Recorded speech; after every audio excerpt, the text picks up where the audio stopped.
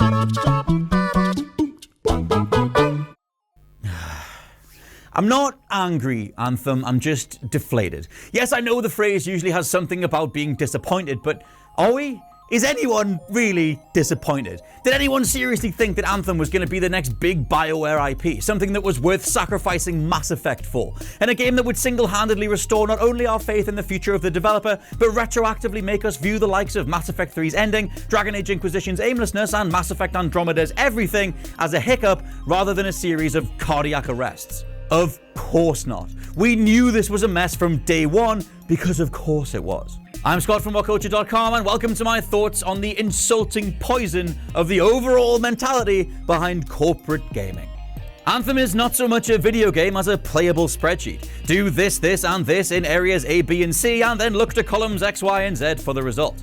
I'm not saying it's devoid of merit altogether, but there's a visible coldness to its execution that is impossible to ignore. To dovetail into another medium for a second, prog metal virtuoso and all-round legendary human being Devin Townsend once described the insight he was given into pop music when he sat down with Nickelback's production team, discovering that exact algorithms and consumer data governs upcoming hit singles. Put this chord progression here, this vocal whoa here, and use this overall song arrangement.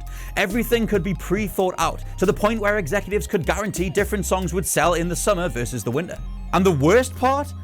They were right. The modern world has granted us unprecedented looks into each other's daily lives, likes and dislikes, but where that intersects with marketing and data on the entertainment side, it often gives us pure middle-of-the-road, unmemorably safe dreck. Focus testing is the sacrifice of artistry as it's always been, and while refinements to creative foundations can give us diamonds, this naked approach to creating a product is a lot harder to get past a discerning audience.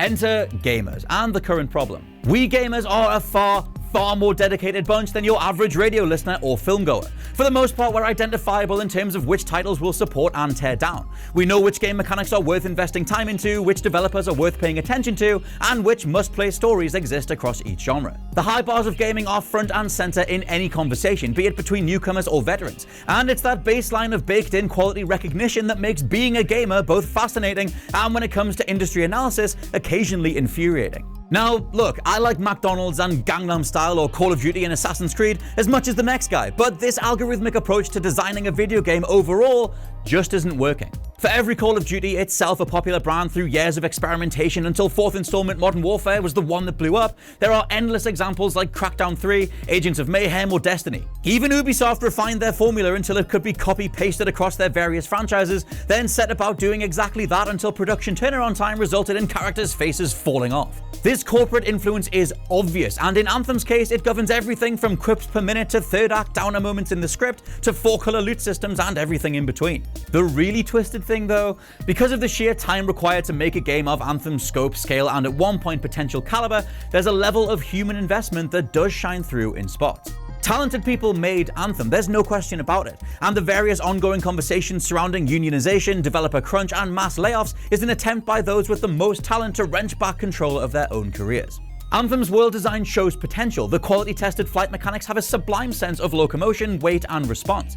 The shooting is what BioWare started with Mass Effect perfected, only for that to be stretched to breaking point across a playtime that could be anywhere between 10 to 100 hours and beyond. The thing that's right there gnawing away at this hide-and-seek authenticity is a pungent stink of corporate directives clashing with the reasons we like to play games in the first place. Look to EA's handling of Project Ragtag, ex-Uncharted director Amy Hennig and visceral Star Wars game that was canned in 2018. Amidst development, Hennig was told during a presentation on the game's characters, world, and story that FIFA Ultimate Team makes $1 billion a year. Where's your version of that?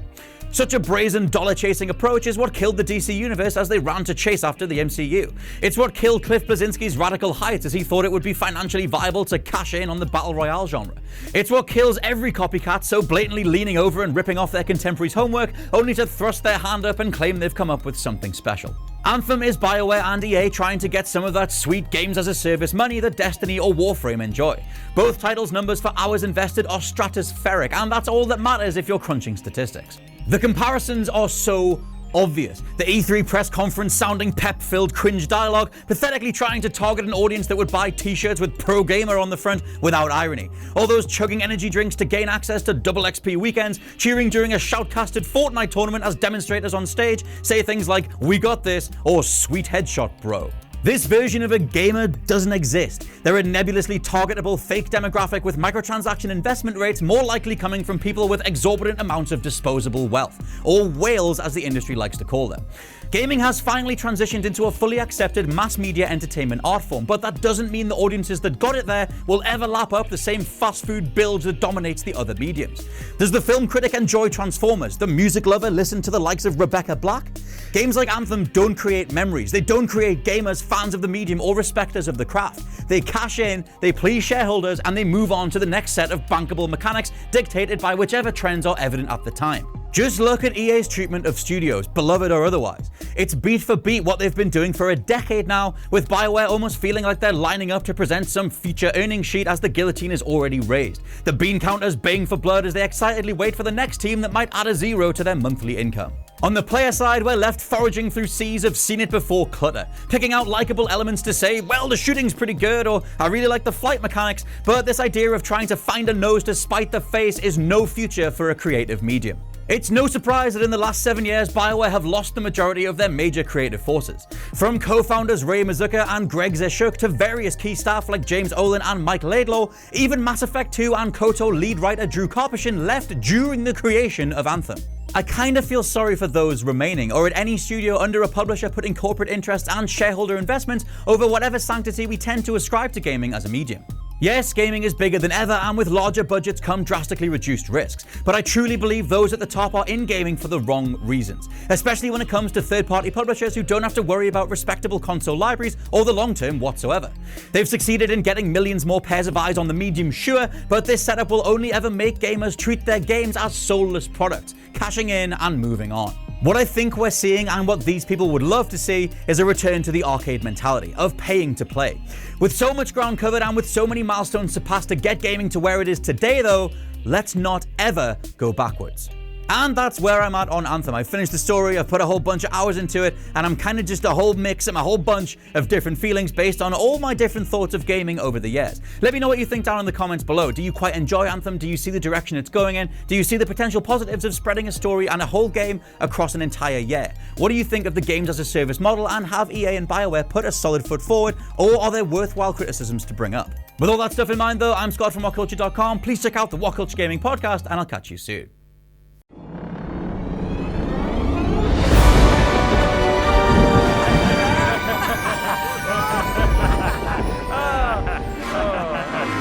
Look, my son, look at the marvel that I have created. Comics.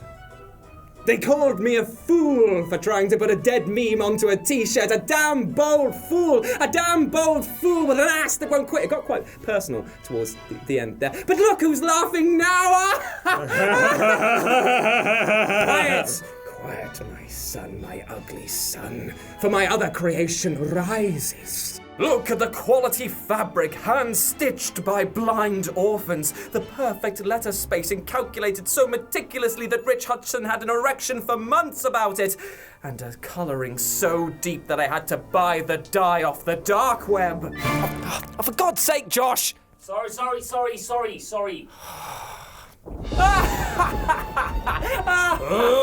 Marvel. Oh no, the beast has grown angry, angered by our drab fashion choices. I am such a fool to think that it wouldn't try to infect us with its perfect design. Quick, we must do something to appease the beast.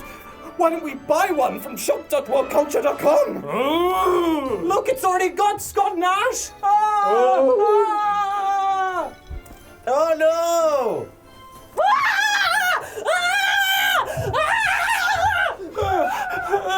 But where can I buy one? Are you kidding me? This is why I don't give you any extra lines. But also at shop.whatculture.com. Quick, let's go and buy one right now. Let's go buy one right now. Right now? Oh, don't you try hard now. You've already lost your bit. Oscar's in the f***ing bin.